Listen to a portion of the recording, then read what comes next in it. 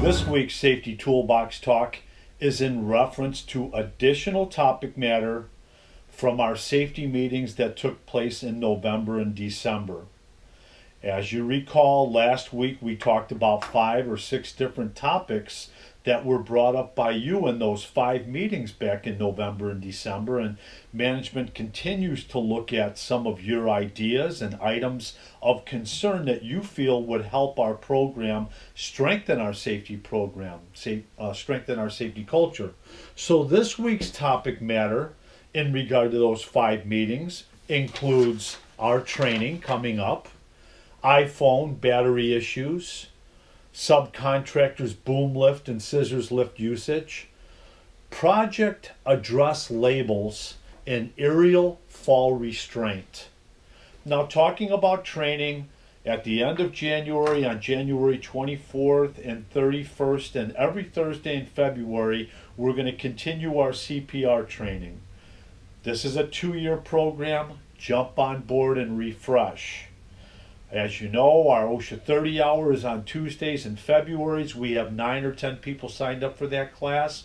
We're still looking for more. Very informative. If you'd like to take the class over, feel free to do so.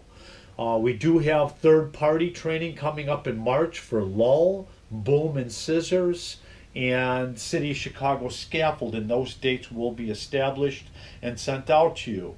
Now, in regard to the second line item, iPhone battery issues, I've discussed this with Carol Hall in regard to some of our superintendents and foremen talking about how their phones are constantly going dead and they're on suspended boards, and that this can become a safety issue. Carol's response to this is, please notify her of your phone problems. Let's address these before we really fire back up in this 2019 season. Carol can replace the batteries, potentially replace the phones. She is the contact person for your phone issues. I don't know how many phone issues are out there, but please, if you're having a phone issue, let's contact Carol Hall and get it addressed. Line item number 3, subcontractors with boom lifts and scissors lifts on our job sites. Superintendents and foremen of Berglund Construction Company, I would like for you to card our subcontractors. Simply ask them for proof that they've had training on the very equipment that they're using on our projects. They should be able to provide you a card. And if not, hey, we have problems, right? We don't want a subcontractor with no training using a boom lift on our job sites. Moving forward with that, number 4, project address labels.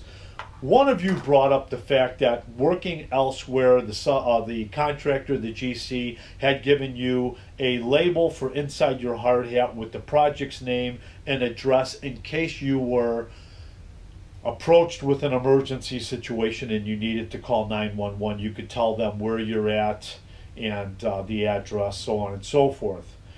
We have about 80 projects, and a lot of our tradesmen bounce amongst them projects weekly. This would be very difficult and a real challenge for us to have label makers on every one of our job sites to perform that particular task.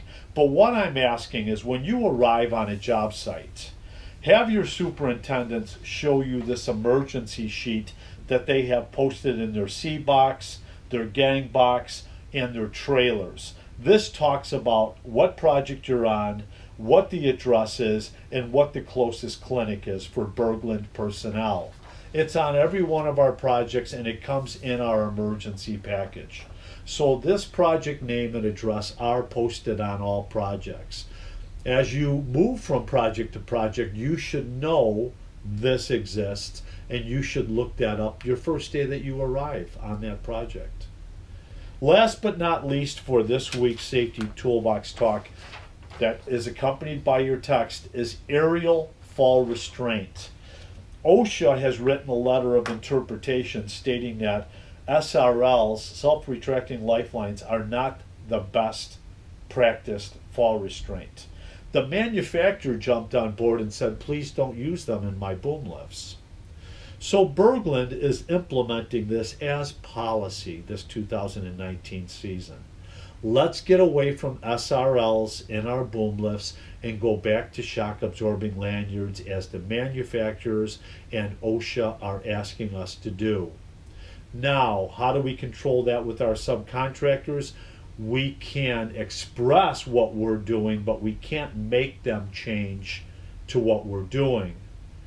If you need any help with that, let me know and I'll bring out the letter of interpretation set forth by OSHA and I will give it to the foreman of each project.